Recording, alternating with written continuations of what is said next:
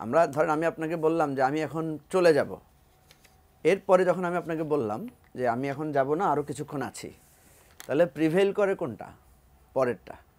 তো মির্জা ফখরুল সাহেব বলেছেন কথার কথা হিসাবে যে যেহেতু এখানে আলোচনাটা উঠেছে যে ছাত্ররা একটা নতুন রাজনৈতিক দল করবেন এবং রাজনৈতিক দল হচ্ছে, ফেব্রুয়ারিতে দল ঘোষণা হবে, এটাকে কিন্তু আমরা স্বাগত জানিয়েছি এবং আমি যতটুকু জানি বিএনপিও স্বাগত জানিয়েছে। এখানে কথার মারপ্যাচ দিয়ে আজকে বেশ মানে খুব উত্তপ্ত আলোচনা হচ্ছে। মির্জা ফখরুল সাহেব যেটা বলেছেন সেটার সাথে কিন্তু আমি আবার আসিফ মাহমুদ সজীব ভুঁইয়ার বক্তব্যের মিল খুঁজে পাচ্ছি। কারণ মির্জা ফখরুল সাহেব বলেছেন যে এই সরকারের অংশ কেউ যদি রাজনৈতিক দলের সাথে সম্পৃক্ত হয় তাহলে তার নিরপেক্ষতা ক্ষুণ্ণ হবে এবং তাহলে আমরা ইলেকশনের সময় একটা নিরপেক্ষ সরকার চাইব।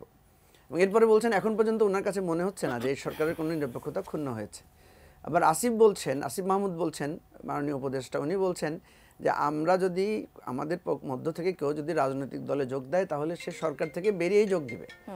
তার মানে তো এখানে আমি কোনো কথার মধ্যে কোনো বিভক্তি দেখতে পাচ্ছি না।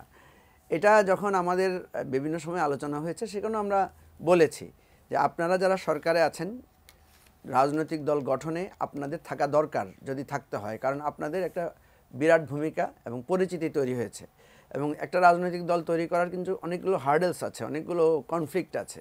তো তারা যেহেতু পুরো আন্দোলনের নেতৃত্বের অগ্রভাগে ছিল, পুলিশের দ্বারা নির্যাতিত হয়েছে এবং পুরো আন্দোলনের নেতৃত্বের একটা হিরোইক পজিশন তাদের আছে, সুতরাং আমাদের অনেকের ধারণা যারা আমরা তাদেরকে পছন্দ করি বা আমি মনে করি বিএনপিও তো বলেছে যে আমরা এই সরকারকে, আমরাই তো এই সরকারের ব্যাপার, যেমন আপনি দেখবেন যে উপদেষ্টা নাহিদ ইসলাম যখন বলছেন, উনি বলছেন আমরা তো চেয়েছিলাম যে রাজনৈতিক দলগুলো আপনারা জাতীয় সরকারে আসেন। মির্জা ফখরুল সাহেব এটা কিন্তু আগে অনেকবার বলেছেন যে আমরা কিন্তু ছাত্রদেরকে নেতৃত্ব দিয়েছি, যে তোমরাই বিপ্লব করেছো, তোমরাই। শিয়া বাটার ও ভিটামিন ই সমৃদ্ধ lily glam beauty soap, lily always beautiful. এই অন্তর্বর্তীকালীন সরকারের দায়িত্বটা তোমরা গ্রহণ করো। অর্থাৎ রাজনৈতিক দল কোনো জাতীয় সরকার গঠনের ব্যাপারে একমত হয়নি তখনও। এরপরেও কিন্তু জাতীয় সরকার গঠনের কিছু আলোচনা আমাদের মধ্যে হয়েছিল। আমরা কিন্তু সকলেই একমত হয়ে বলেছি যে আমাদের এই জাতীয় সরকারের প্রয়োজন নেই, এই অন্তর্বর্তীকালীন সরকারই সঠিকভাবে দায়িত্ব পালন করলে চলবে। এখন প্রশ্ন হচ্ছে, এখানে আমি মোটা দাগে যে তিনটা বিভক্তি বা যে বিতর্ক দেখতে পাচ্ছি কথার মধ্যে, একটা হচ্ছে যে ছাত্ররা যে রাজনৈতিক দল করতে চাচ্ছে এটার সাথে সরকারের কোনো সম্পৃক্ততা থাকবে কিনা।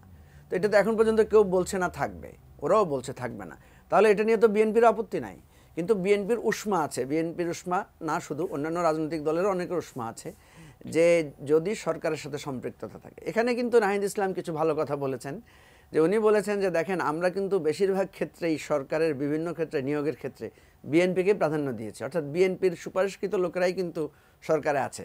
এখন আপনি যদি বলেন যে যারা সরকারে আছে তারা বিএনপির লোকদেরকে বিভিন্ন জায়গায় প্রোভাইড করছে বা কোথাও জামাতের লোকদেরকে প্রোভাইড করছে, এবং আমরা যারা আন্দোলনের সম্পৃক্ত শক্তি ছিলাম আমাদের পছন্দসই লোকদেরকেও তো বিভিন্ন জায়গায় নিয়োগ দেওয়া হয়েছে। এটা এই জন্য নিয়োগ দেওয়া হয়নি যে এটা আমাদের দলীয় নিয়োগ, এটা নিয়োগ দেওয়া হয়েছে এই কারণে যে এদের কোনো না কোনো ক্ষেত্রে আন্দোলনের ভূমিকা ছিল। যেমন নাহিদ ইসলাম কিন্তু আপনি দেখেছেন যে অ্যাটর্নি জেনারেলের কথা বলেছে, তাহলে অ্যাটর্নি জেনারেল তো একটা দীর্ঘ সংগ্রাম করেছেন উনি।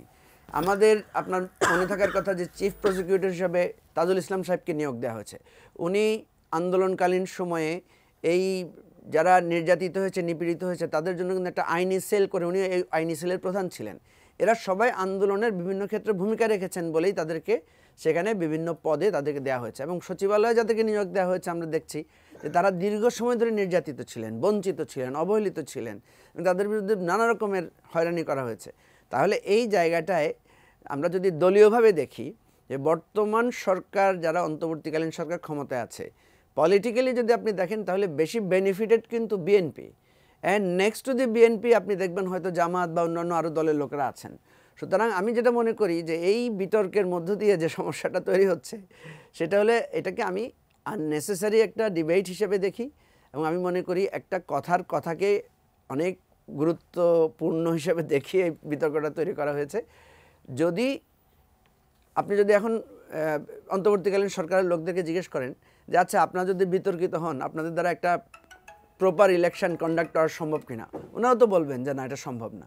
তাহলে ওনারাও তো চান না যে আমরা কোনো পলিটিক্যাল পজিশন নিয়ে একটা ইলেকশন কন্ডাক্ট করবো, এটা তো ওনারা রাজি হবেন না। সুতরাং এই পার্সপেক্টিভে মির্জা সাহেবের কথা তো আমি ভুল ধরতে পারি না, তাহলে তো এই জায়গাতে একই কথা বলছেন।